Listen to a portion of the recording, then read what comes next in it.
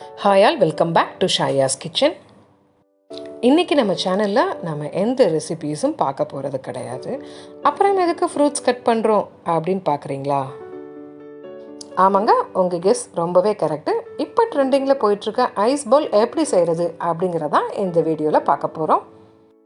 இந்த customised ice பவுலை நான் எந்த இன்க்ரீடியன்ட் வச்சு செஞ்சேன், இதில் என்ன நான் சர்வ் பண்ணேன், இது செய்கிறதுக்கு ஐடியா யார் கொடுத்தாங்க அப்படிங்கிறது இந்த வீடியோவில் சொல்ல போகிறேன். ஸோ ஸ்கிப் பண்ணாமல் ஃபுல்லாக பார்த்து என்ஜாய் பண்ணுங்கள். ஷாயாஸ் கிச்சனை இது வரைக்கும் நீங்கள் சப்ஸ்கிரைப் பண்ணலைன்னா சப்ஸ்கிரைப் பண்ணிவிடுங்க. கூடவே உள்ள பெல் நோட்டிஃபிகேஷனையும் கிளிக் பண்ணிவிடுங்க. அப்போ தான் நாங்கள் போடுற வீடியோஸ் பற்றி நோட்டிஃபிகேஷன் உங்களுக்கு உடனே கிடைக்கும். இந்த ஐஸ் பவுலை நாங்கள் செய்யணும் அப்படின்னு சஜஷன் கொடுத்தது ஷாயாஸ் கிச்சன் ஆரம்பித்த அன்னையிலேருந்து இன்றைக்கு வரைக்கும் சப்போர்ட் பண்ணுற எங்களோட டியர் ஃப்ரெண்ட் பிரியா நட்ராஜன். அவங்க தான் ஐஸ் பவுல் செய்கிறதுக்கு நான் 3 கிளாஸ் பவுல்ஸ் எடுத்திருக்கேன். 3மே டிஃப்ரெண்ட்டான சைஸஸ். ஒன்று பெருசு, ஒன்று நடுத்தரமானது, ஒன்று அதுக்கும் சின்னது. இன்றைக்கி நாங்கள் சூஸ் பண்ண தீம் ஃப்ரூட்ஸு. அதனால் நான் அதுக்கு ஏற்றாப்பில் கலர்ஃபுல்லான ஃப்ரூட்ஸ் செலக்ட் பண்ணிக்கிட்டேன். இப்போ பெரிய கிளாஸ் பவுல் எடுத்தாச்சு. அதில் ஃபஸ்ட்டு பேஸ் செட் பண்ணணும் அப்படிங்கிறதுக்காக உங்களுக்கு அந்த விருப்பமான கலர்ஸை ஆரஞ்சு, ஆப்பிள், அதோட பீல்ஸ் எல்லாமே எடுத்து இந்த மாதிரி வச்சுருக்கேன். இப்போ செகண்ட் பவுலை செட் பண்ணிக்கலாம். இப்போ நமக்கு பிடிச்சமான ஃப்ரூட்ஸை இந்த மாதிரி ஸ்லைஸாக கட் பண்ணிவிட்டு நம்ம ஈவனாக அரேஞ்ச் பண்ணிக்கலாம். ஸோ இந்த அரேஞ்சிங் எல்லாமே அவங்கவுங்களோட விருப்பப்பட்டது, கலர்ஸும் விருப்பப்பட்டது. நான் ஈவனாக அந்த ஆப்பிளோட ரெட் கலரும் ஆரஞ்சோட அந்த ஆரஞ்சு கலரும் ஈவனாக வரணுங்கிறதுக்காக ஃபுல்லாக அழகாக ஸ்ப்ரெட் பண்ணி வச்சுருக்கேன். இதுக்கு நடுவில் இந்த மாம்பழ துண்டுகளையும் நம்ம ஆட் பண்ணிக்கலாம். உங்களுக்கு விருப்பமான வேறு என்னது ஃப்ரூட்ஸ் இருந்தது, ஒருவேளை ஸ்ட்ராபெரி இருந்ததுன்னா அதையும் ஆட் பண்ணிக்கலாம்.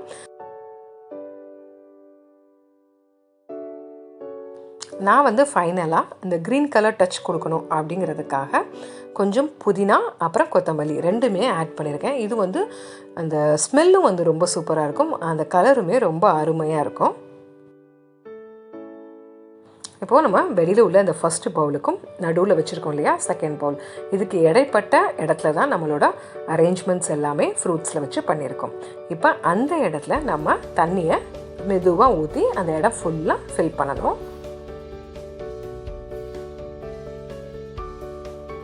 இப்போ ஐஸ் பவுலுக்கு தேவையான வாட்டர் ஃபில் பண்ணியாச்சு. இப்போ 2வது பவுலுக்கு மேலே நம்ம 3ஆவதாக ஒரு பவுல் வைக்க போகிறோம். அந்த பவுலில் வாட்டர் ஃபில் பண்ண போகிறோம். 3வது பவுலில் தண்ணி ஊற்றுறதுக்கு மெயின் ரீசன் அது கொஞ்சம் வெயிட் கொடுக்கும்.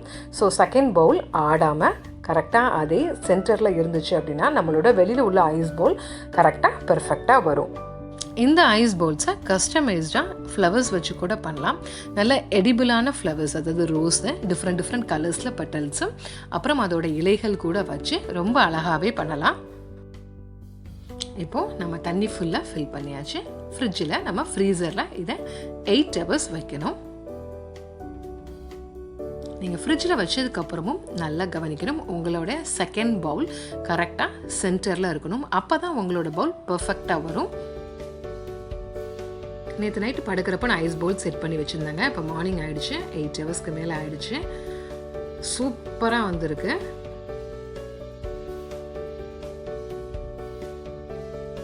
இப்போ நம்ம பவுல்ஸ் எல்லாம் செப்பரேட் பண்ண ஆரம்பிக்கணும். ஸோ நம்ம டேப்பில் நம்ம ரன்னிங் வாட்டர் விட்டுட்டு நம்மளோட அந்த ஐஸ் பவுல் இருக்கு இல்லையா, அதோட ஃபஸ்ட் லேயர் மேலே உள்ள லேயருக்கு மேலே கொஞ்சமாக நம்ம தண்ணி விடலாம்.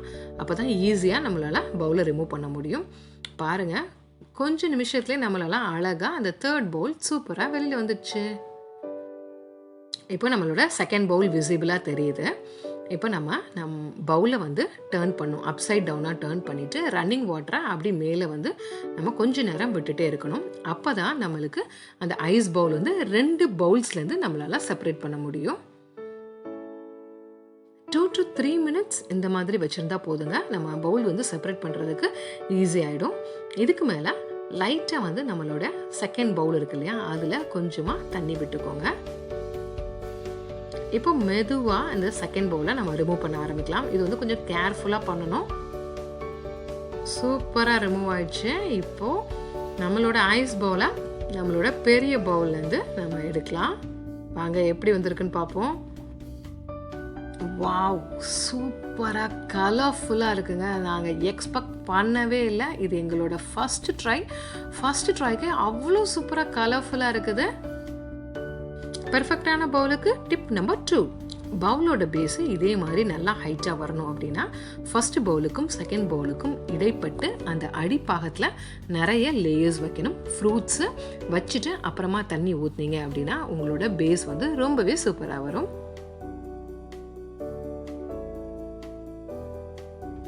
ஆனால் இவ்வளோ சூப்பரான ஐஸ் பவுல் பார்த்த பிறகு இதில் என்ன சர்வ் பண்ணுறதுன்னு ரொம்பவே யோசிச்சு இதுக்காகவே ஸ்பெசிஃபிக்காக ஐஸ்கிரீம் செஞ்சு சர்வ் பண்ணேன்.